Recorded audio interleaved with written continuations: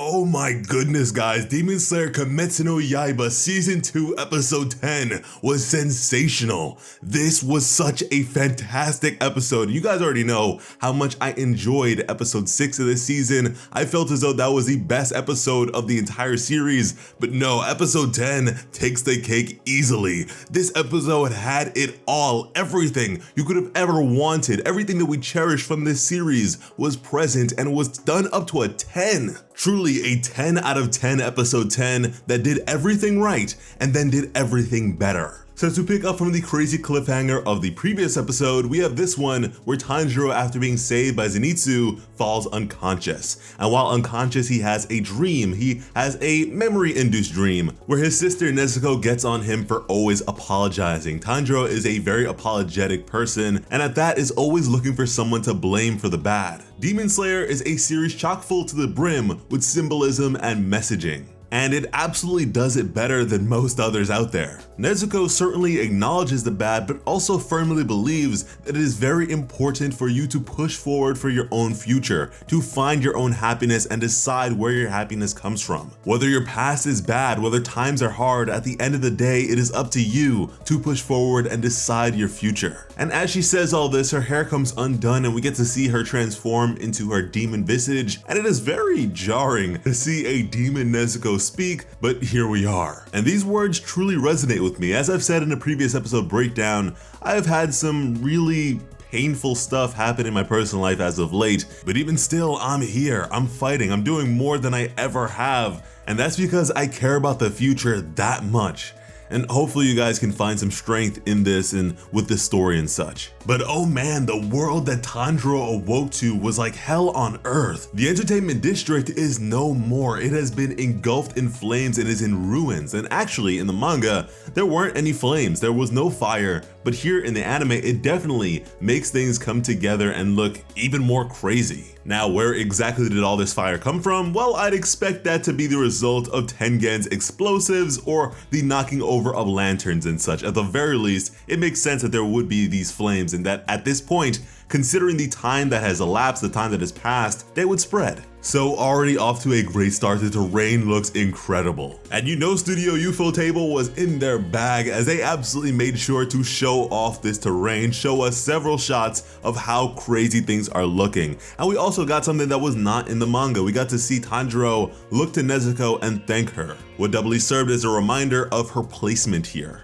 But then, Gyutaro would appear and this man was maniacal. This man was evil. He felt like the Joker. This was such an incredible display from this character. I mean, good lord, the condescension of his words here. The terror struck by his presence. Now here, when talking to Tanjiro, he says everyone but you is probably done for. And this is a quintessential example of that demonic hubris. This man did not finish off anyone. He didn't go out of his way to stomp anyone out. He didn't go out of his way to eat anyone. He just decided to watch them all squirm as they died. A most certainly fatal mistake that comes along with being a demon of such high prestige. But now our close-up shots of these various defeats would be different from their manga depictions. Here we have Inosuke bloodied and on the floor after being pierced through the chest, whereas in the manga he was up on a rooftop that he never got off of, the very same locale as where he had been pierced. However, this would imply that he fell off of the roof. And then we have Zenitsu crushed beneath some rubble. In the manga, we got to see the very same thing. However, his katana was out in front of him and he was trying to reach out for it. And the state of Tengen looked to be a whole lot more horrendous as there was a whole lot more blood present. And man, Gyutaro's performance does not let up. He just continued to berate Tanjiro and treat him like trash, and the depiction was just phenomenal. I mean, I always liked Gyutaro, being a fan of the manga, but this anime adaptation made me love him. And here's where things deviate from the manga just a bit. Here, Tanjiro would run off with Nezuko's box only to be kicked into a building by Gyutaro and then subsequently throw just random stuff at him. What was ultimately a ploy which included the use of a perfume bag. Whereas in the manga, they did not shift positions at all. Tanjiro never ran, he just scratched away at a perfume bag and continued with the same sequence of events, with the exception that he did not just find a kunai left around, he was actually given one by Hinatsuru. And with that, I must say that I thoroughly prefer the anime depiction here. It makes a lot more sense. It plays upon the desperation of the situation and makes us thoroughly believe that Tanjiro is just running away, which ultimately just ends up feeling like a callback to the very first episode where he tricks Gyu as he throws an axe at him, distracting him by looking as pitiful as he does. Which to me is another very interesting bit of symbolism and a message baked in there that oftentimes the strong, the powerful, will look down on the weak and not expect the incredible from them when they are very much capable of doing so. This version of the scene just makes Tanjiro look so clever and I love it. But before we go any further, I do want to touch upon Gyutaro's proposal to Tanjiro, as he presented him with the prospect of becoming a demon, and this is how they do it. This is how it goes. The upper ranked demons are the only ones who can offer Muzan's blood to others and turn them into demons. And generally, this is what these demons do. They prey upon the weakness, the vulnerability of people, the desperation that they have, either to save themselves or to save others. If it is not a case like Nezuko's where a person is forcibly turned into a demon, then it is a case where someone felt a need to preserve their own life, a fear of death. At the core of demonhood is a fear of death. Something that the overwhelming majority of people can relate to whether they realize it or not. As living organisms, we have a natural aversion to our own demise. And so in the consideration of all of that, it is a bit more understandable why Tanjiro is able to pity or find a bit of remorse in the existences of these creatures, where he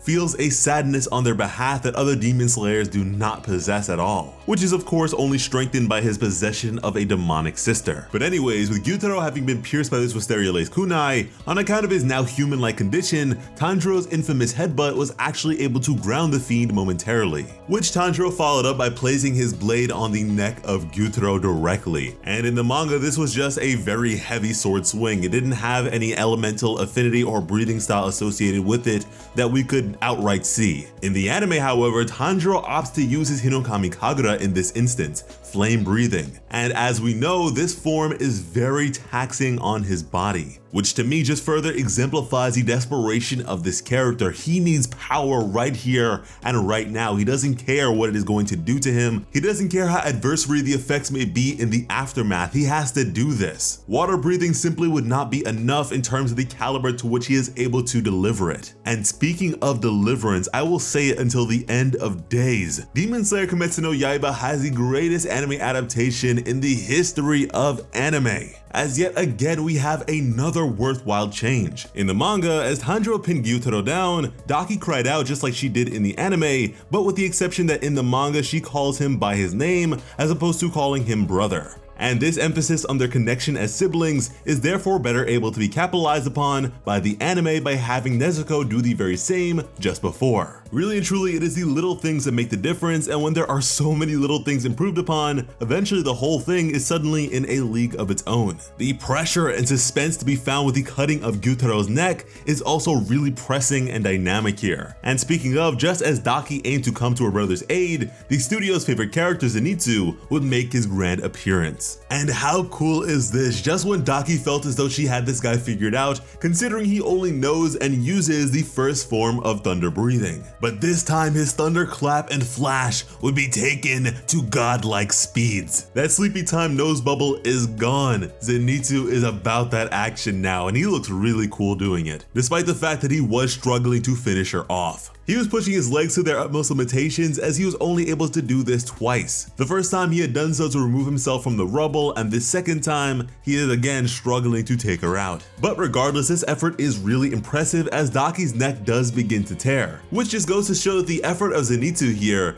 is a more powerful one than the Hinokami Kagura of Blood Tier Tanjiro that we had seen previously, as he was actually unable to deliver this much damage to Daki. And again, this is Daki at her best, as she has had the time to fully heal. And once again, the pressure and suspense is on another level. Once Gyutaro was able to remove the kunai from his leg, he would use his blood demon art to alleviate the strain of Tanjiro pressing upon his neck and would follow up with a series of attacks. He was shaking off the poison at this point and was healing. So here, as he is trading blows with Tanjiro, this is him just on the recovery path. This is not on par with how he was previously against Tengen, but he is mounting up to that point gradually. A point of power Tanjiro absolutely was not ready for, as he was about to be pierced from the eye as Tengen would rise again. My goat, the Sound Hashira, was not dead and was ready for a fight in his ever so flashy manner. Now, sound breathing is a derivative of the thunder breathing style that Zenitsu uses, and in that we may find several similarities. Tengen is known to be capable of achieving incredible speeds, but is also known to be very quiet in doing so. Similar to that, like how Tanjiro has his incredible sense of smell, so too does Zenitsu as a user of thunder breathing have an incredible sense of hearing, and so too does Tengen. However, he uses it in a different manner. He is able to break down the movements of his adversaries into what is essentially a musical score. The way he fights is like a dance. He goes along with the movements of his adversaries as if they are music, and this is something that even Kyojuro Rengoku was able to admire about him. His swordsmanship is on another level, and with how wild Gyutaro is, being a demon of such incredible power, he is definitely a harder character to read for Tengen, so it took some time.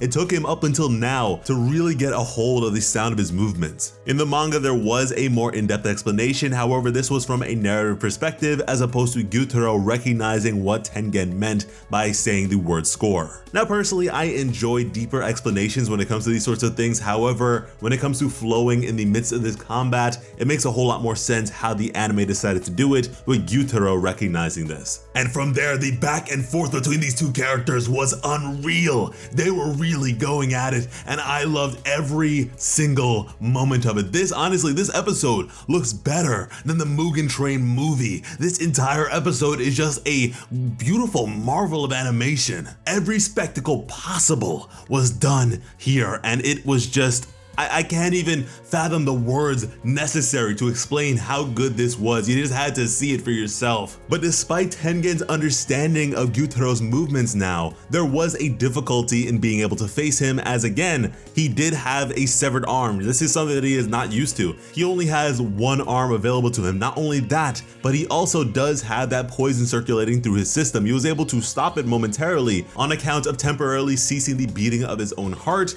which you kind of just have to suspend your disbelief for. But yeah, with his body being pushed to its utmost limitations in this way, just blocking the attacks of the enemy was difficult enough, meaning he would not be able to capitalize and sever the head of the demon. And during this, the chain of his weapon was severed. We didn't see this in the manga, however, that happening is definitely a nerf to his capabilities because again, he only has one hand available to him. Then from there, he loses an eye. His face is slashed and he loses an eye, but he does not stop. He refuses to stop in his pursuit of the enemy here, and it is a whole lot more gnarly in the anime depiction. Oh my goodness. Tension should only be able to mount up so much, but Demon Slayer does not care. Tanjiro leapt upwards for his attack, but Gyutaro, with only one arm available to him, with only one sickle in hand, was able to pierce it through the jaw of Tanjiro and into his mouth. The poison was now going to set in his system. However,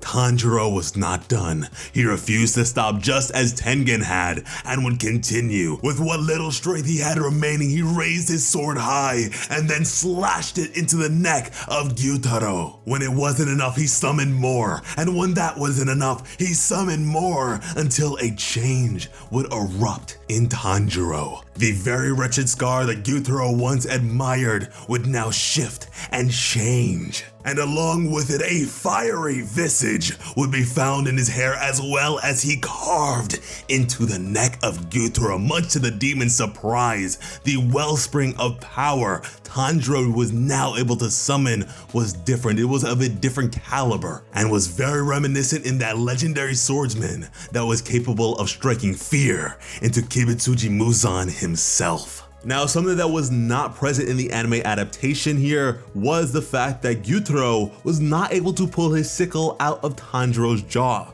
Now that is important to me because it is the same sort of thing that happened to Akaza when he faced against Kyojuro Rengoku. He was not able to remove his arm from his abdomen, which emphasizes Tanjiro's power and unwillingness to let Gyutaro get away. As elsewhere, Zenitsu was still struggling to take off Daki's head. However, to aid him would be Inosuke.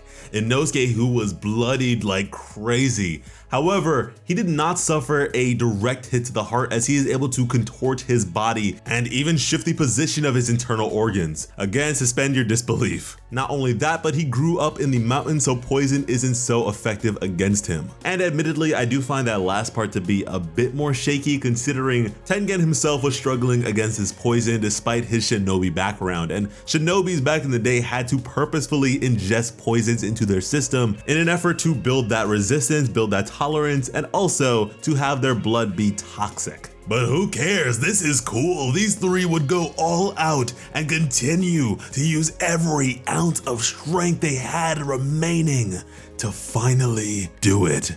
They were able to behead the demons simultaneously. And from there, shout out to Tengen's cheerleaders, as one of them, Hinatsuru, would notice something was wrong. At this point, the poison was getting the better of Tanjiro. He was having a very difficult time breathing. He was trying to stop it, but he just couldn't.